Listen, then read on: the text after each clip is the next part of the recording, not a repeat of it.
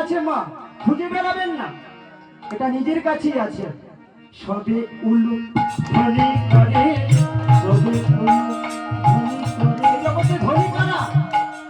যার বাড়ি বাড়ি ব্যাংক ব্যালেন্স আছে সে ধনী না। যারা নিজের সর্বাঙ্গ গোবিন্দ সেবায় লাগায় তারাই ধনী। যারা করে উলুধ্বনি মা তারাই তো ধনী। করে যারা করে হরি ধ্বনি মা তারাই তো ধনী। সবে উলু ধ্বনি করে, সবে উলু ধ্বনি করে। আমার ঘোড়া চালিকে পেয়ে ঘরে তাদের আনন্দ আর ধরে না রে। আর কারা কারা উলুধ্বনি করছে না? ভগবান যেখানে এসেছেন অদ্বৈত গৃহিণী যত শান্তিপুর নারী, অদ্বৈত গৃহিণী যত শান্তিপুর নারী। আজ উলু উলু রবে পরে আমার গোড়া বদরে হে। আজ উলু উলু রবে পরে গোড়া বদরে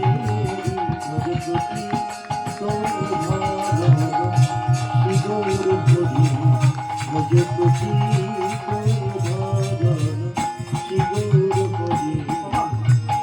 ভগবান তো ভক্তের গৃহে এলেন। গৃহে কোনো আত্মীয় অতিথি আসলে আমরা সর্বপ্রথম কি করি? বসবার জন্য যত্ন সহকারে আসন কি গো মা পেতে রাখি কি না? তাহলে ভক্তের গৃহে ভগবান এসেছে, ভক্ত কি করলেন? আহা বসিতে আসন দিলেন রত্ন সিংহাসন, বসিতে আসন দিলেন রত্ন সিংহাসন। এই দিনহীন কাঙাল আমার এই মা বাবারা অমূল্য সোনা রত্ন সিংহাসন কোথায় পাবে? তাই ভগবানকে কোথায় বসালেন? ওমা ত্রেতা যুগে বজরংবলী যিনি হনুমান ভগবানকে কোথায় রেখেছিলেন? এই হৃদয় রত্না সিংহাসনে। ওমা যখন সীতা উদ্ধার করে এনেছিলেন, এতে শ্রীরামচন্দ্রকে যারা সহযোগিতা করেছিলেন সকলকে কিছু না কিছু আমার মা সীতা দেবী দিয়েছিলেন, কিন্তু হনুমানকে দিতে ভুলে গিয়েছিলেন। তাই মা সীতা দেবী কি করেছিলেন? নিজের গলার গজমতির হারটা হনুমানকে দিয়েছিলেন। আর হনুমান কি করলেন? ওই হার লয়ে একটি একটি করে কানে নিচ্ছে আর দাঁতে কেটে কেটে ফেলে দিচ্ছে। আর এই দৃশ্য দেখে অনুজ লক্ষণ বলছে, মা তুমি আর দেওয়ার লোক পেলে না, ও বনের পশু, তোমার এই অমূল্য এই হারের মূল্য কি জানে? ও যে বনের পশু। এ কথা শুনে হনুমান কেঁদে কেঁদে বলছে, লক্ষণ তুমি কি বললে? আমি বনের পশু? ঠিক বলেছ তুমি। জানো লক্ষণ, জানো আমি হার কেন কেটে কেটে ফেললাম? লক্ষণ বলছে, কেন গো? শোনো, এই হার একটি একটি করে গাঁথা মালা, একটি একটি করে ফুল লয়ে আমি ওই কানের কাছে দেখলাম, এ তো কই আমার প্রভুর কথা বলে না, এ তো কই আমার শ্রীরামের কথা বলে না, আমার মাতার কথা বলে না। যে আমার প্রভুর গুণগান না করে আমার কাছে তার কোনো মূল্য নেই। তাই আমি কেটে কেটে ফেলে দিলাম। এ কথা শুনে লক্ষণ স্তব্ধ হয়ে গেল। বলো কি, তুমি যে দেখছি বড় ভক্ত, তুমি প্রভুকে এতটা ভালোবাসো? বলছে হ্যাঁ। বলছে তুমি দেখাতে পারবে? বলবে তুমি দেখতে চাও? বলছে হ্যাঁ আমি চাই, দেখাও। তখন ওই হনুমান মুখ চির করে দেখিয়েছিলেন, দেখো লক্ষণ আমার ভগবানকে আমি কোথায় রেখেছি। তাই গৌর প্রেমানন্দে হরি বল হরি বল। তাই ভক্ত ভগবানকে কোথায় বসালেন? সেই হৃদয় হৃদয় রত্না সিংহাসন। ওমা এটা হলেন বৃন্দাবন। অনেক প্রকারের হয়, এটাও একটা বৃন্দাবন, হৃদয় বৃন্দাবন। তাই এই হৃদয় রত্ন সিংহাসনে ভক্ত বসালেন। আর কি করলেন? সুশীতল জলে কইলেন পদ পথাল, সুশীতল জলে কইলেন পদ পথাল। কোন নদী, খাল, বিল বা পুষ্করণীর জল দিয়ে নয়, ভক্ত নিজ নয়নের জলে নয়ন ভিঙ্গারে করি অনুরাগের বাড়ি ধরি প্রভুর চরণ ধোয়ায় যতন করি। নয়ন জলে গো ভাসে নয়ন বাড়ি বরিশাল করে প্রভুর চরণ কমলে কেঁদে কেঁদে প্রভুর চরণ ধুইয়ে দিলেন। আর কি করলেন মা? রাঙা চরণ মুছিয়ে দিচ্ছেন, নতুন কোনো বস্ত্র দিয়ে নয়। এই বস্ত্রের আঘাত যদি এই কমল চরণে আঘাত হানে, তাই ভক্ত মা কি করলেন দেখুন, নিজের সর্বাঙ্গ গোবিন্দ সেবায় লাগাচ্ছে, জিহ্বা দিয়ে উলুধ্বনি করেছেন, বাদনে নাম বলছেন, এই নয়ন দুটি গোবিন্দর চরণ ধৌত করে দিলেন, যুগল চরণ দিয়ে গোবিন্দর স্থানে গেলেন। আর ভক্ত মা নিজ কেশে করে, মায়েদের কেশই হলো বেশ মা, সৌন্দর্যের প্রতীক হলো এই কেশ। যে মা যত নামি দামি শাড়ি গহনা পরুক না কেন, সেই মায়ের যদি কেশ না থাকে ভালো লাগবে কি মা? লাগবে? লাগবে না। আপনি ছোড়া দিয়ে মুড়িয়ে নিন না, যদি কেশ না থাকে তাকে ভালো। তাই ভক্ত মা সেই অমূল্য সম্পদটা আজ গোবিন্দ সেবায় লাগাচ্ছে। প্রভুর চরণ মোছায় কেশে করি, কেশে করি মোছায়, এই কেশে করি কেশে করি। এই কেশে দিয়েছেন আমার ওই কেশ পুরি,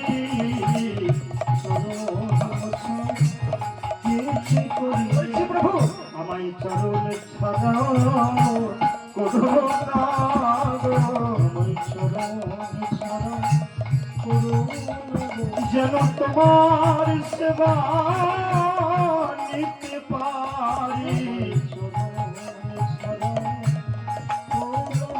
শুধু এ জন্মে নয়, জন্মে জন্মে আমায় আমার দেহ মনে প্রাণ সব তোমায় দিলাম, আমায়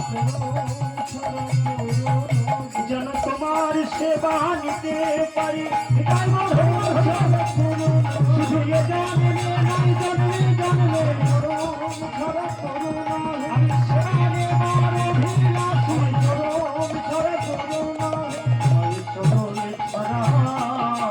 ছাড়া করো না। এইভাবে ভগবানের সেবা নিচ্ছে। আর বলছে চরণ কি সামান্য চরণ মা? ভগবানের চরণ পরশে নাবিকের কাঠের তরণী, নাবিকের কাঠের তরণী হয় কাঞ্চন, তাহলে কি সে সামান্য চরণ? শ্রী রামচন্দ্রের চরণ পরশে নাবিকের কাঠের তরণী কাঞ্চনে পরিণত হয়, তাহলে সে কি সামান্য চরণ?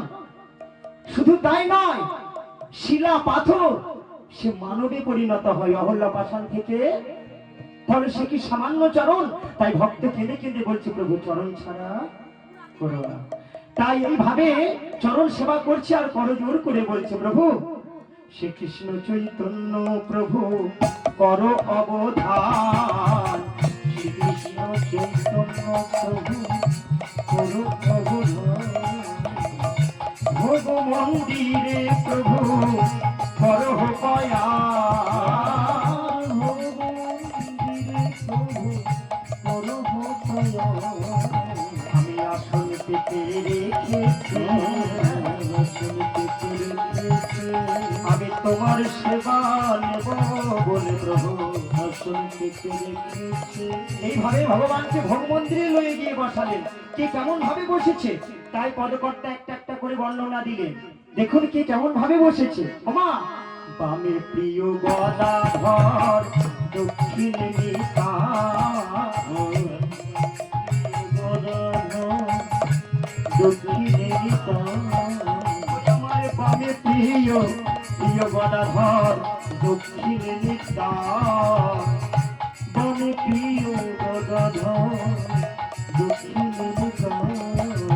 আর মধ্যস্থানে বসিলেন শ্রী চৈতন্য গোসাই, আর মধ্যস্থানে বসিলেন শ্রী চৈতন্য গোসাই। আর কারা কারা বসেছে গো মা?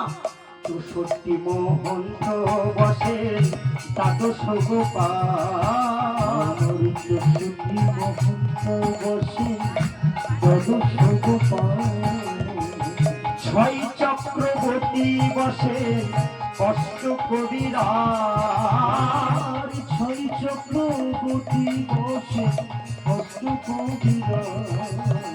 বসলেন সবে সারি সারি আমার গৌর হরিতে মধ্যে করি বসিলেন সবে সারি সারি আমার গৌর হরিতে মধ্যে করি বসিল সবে সারি সারি। নিজ নিজ আসন জেনে তারা বসতে জানে, এর জন্য সমগ্র জীব জাতি ভগবান সৃষ্টি করেছে। আসন সবার এক করেনি, কারণ দেশে যদি সবাই রাজা মন্ত্রী হয়ে যায়, সবাই রাজা সবাই মন্ত্রী হয়ে যায়, কেউ কারো দাসত্ব করবে? কি বাবা করবে? কেউ কারো কথা শুনবে? এক রাজা অপরকে বলবে তুই আমার দাসত্ব কর, ও বলবে তুই আমার কর। ওর জন্য যোগ্যতা দিয়ে আসন ছিনিয়ে নিতে হয়। যে যেমন তার তেমন আসন।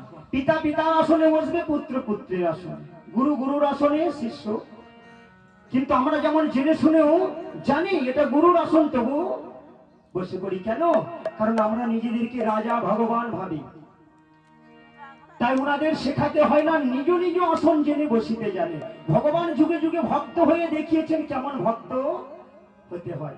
আপনি আচরি ধর্ম জীবের শেখা, আপনি না আচরিলে জীব শিখিতে না পায়নি। তাই হরি বল। তাই ভগবান আমার কৃষ্ণচন্দ্র নন্দ মহারাজের এই খরম দুখানি নিজের মস্তকে ধরেছেন যে প্রভু পিতা আমি বাধা নেই, আমি ননি নবনী চুরি করিনি, এই তো আমি এখানে। তাই নিজ নিজ আসন জেনে বসিতে জানে। তাই ভক্ত কেমন করে ভগবানের ভোগশালা সাজিয়েছে, তাই পদকর্তা বলছেন ভোগশালা সাক্ষ্য করি আম্র পল্লব সারি সারি ওই চাঁদোয়ার উপরে টাঙাইলা। দেখুন আম্র পল্লব দিয়েছে চাঁদোয়ার উপরে চারপাশে, কত যতন করে সাজাইল রে। আর কি করেছে গোমা? ভূমি পরে পাতি দিল নতুন বসন, ভূমি পরে পাতি দিল নতুন বসন, আর তাহার উপরে করে ভোগের স্থাপন, তাহার উপরে করে ভোগের স্থাপন।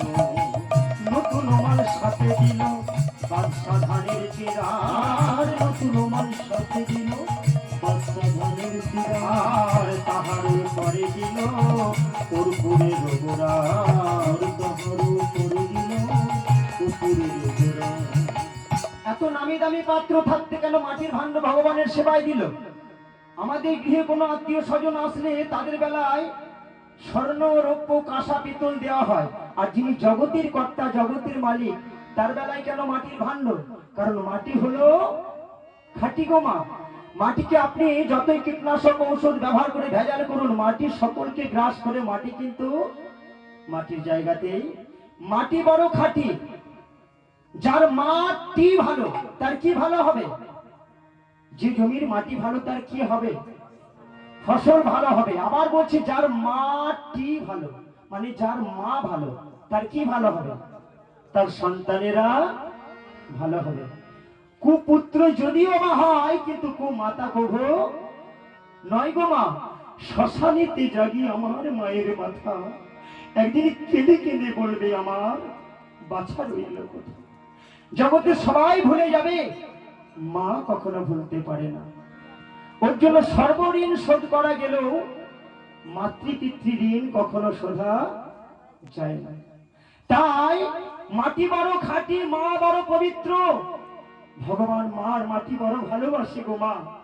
এই যে মৃদঙ্গ বাজছে এটাও সেই মাটি। শুধু বলছে না গো ওখানে যে মাটির ভাণ্ড দেখছো ওটা নয়, এই ভক্তরা নিজের এই দেহ ভাণ্ডে ভগবানের জন্য ভোগ সাজিয়েছে। এই দেহ ভাণ্ডে যেমন যশোদা কি গোপালকে গর্ভে ধরেছিল? কি মা ধরেছিল? যশোদা কার সন্তান? গোপালের মায়ের নাম কি? গর্ভধারিণী মায়ের নাম কি? দেবকী। ওমা পিতৃসত্য পালনের জন্য ওই যে মাতা কৈকেয়ীর জন্য মন্থরার কথা শুনে ভরত হবে রাজা আর রাম যাবে বনবাসে।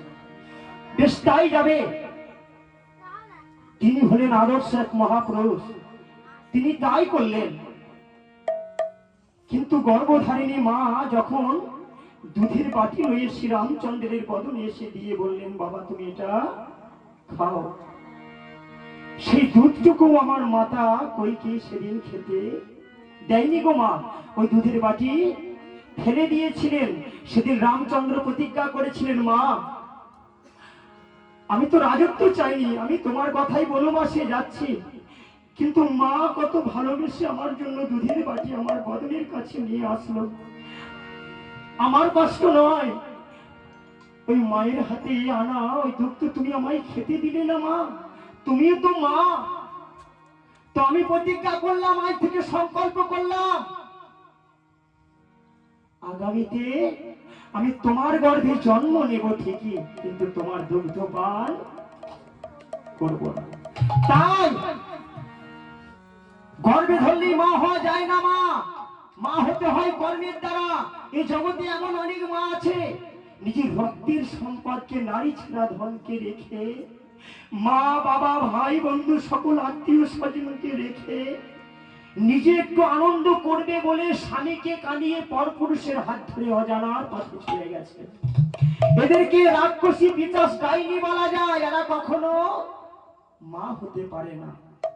মা তো সেই হয়, মা হওয়ার জন্য গর্ভ ধরতে হয় না মা, যেটা প্রমাণ দিলেন আমার যশোদে মা। দেবকীর অহংকার হয়েছিল, আপনারা প্রভাসযোগ্য শুনবেন। দুই মায়ের বলছে আমার তনয়, ও বলছে, যশোদা বলছে গোপাল আমার তনয়। তনয় মানে কি? সন্তান। আর দেবকী বলছে আমার তনয়, যশোদা বলছে না ও আমার তনয়। তো এই দৃশ্য দেখে যোগমায়া মা দেখলেন বেশ সমস্যা, দুই মায়ের মধ্যে তো গন্ডগোল বেঁধে গেছে, এর সমাধান আমাকেই করতে হবে। তাই বললেন, শোনো, চুপ করো তোমরা, এমন যজ্ঞস্থলে এসে এমন আচরণ করছো, কি বলবে মানুষ? এখানে কত জ্ঞানী গুণীজন এসেছে, ত্রিভুবনের ভক্ত আছে এখানে, তোমরা তোমার দু মায়ের দ্বন্দ্ব করছো। শোনো, কে গোপালের প্রকৃত মা পরীক্ষা দিতে হবে। এখানে পরপর 100টা কাপড় দেওয়া হবে। যে মায়ের দুগ্ধ গিয়ে এই 100 কাপড় ভেদ করে আমার গোপালের বদনে পড়বে, সে হবে গোপালের প্রকৃত মা। মা দেবকী অহংকার হয়েছিল বলে তার দুগ্ধে একটা কাপড়ও ভেজেনি। আর যশোদা বলছে, গোপাল তুই আজ বলে গেলি, এই আজ কাল করতে করতে 100 বছর তোর জন্য কেঁদে কেঁদে আমার দুগ্ধ শুকিয়ে গেছে। তাই যেমন ভাবে শিশুকালে মা বলে দুগ্ধ পান করতিস, ঠিক সেইভাবে পান কর না। ওরে রে গোপাল ননি খেয়ে যা, ডাকে যে তোরে হতভাগী মা। রে গোপাল ননি খেয়ে যা, আমার মা বলা দেখি না বাবা, ওরে তোরে তারে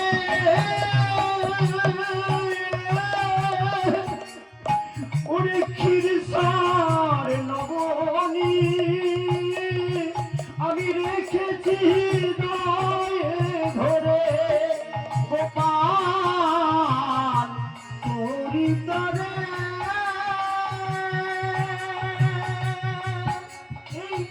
ক্ষীরসার লবণী রেখেছি দয়ে ধরে। বললাম না যে ওখানে যে মাটির ভাণ্ড, এই দেহটাও হলো, দেহটাও আমাদের মাটির ভাণ্ড গো মা। এই ভাণ্ডেতে দধি দুগ্ধ ক্ষীর সর লবণী বড় যত্ন করে সাজিয়ে ওই যশোদে মা কাঁদছে আর বলছে, তোরি তরে ওরে ক্ষীর সর লবণী আমি রেখেছি ধরে, গোপাল তোরি তরে গোপাল ক্ষীরসর লবণী রেখেছি হৃদয়তে ধরে। গোপাল ননি খেয়ে যাকে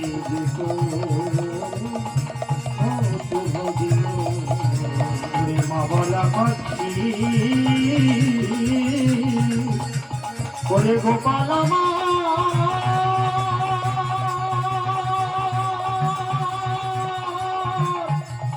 একেবারে মা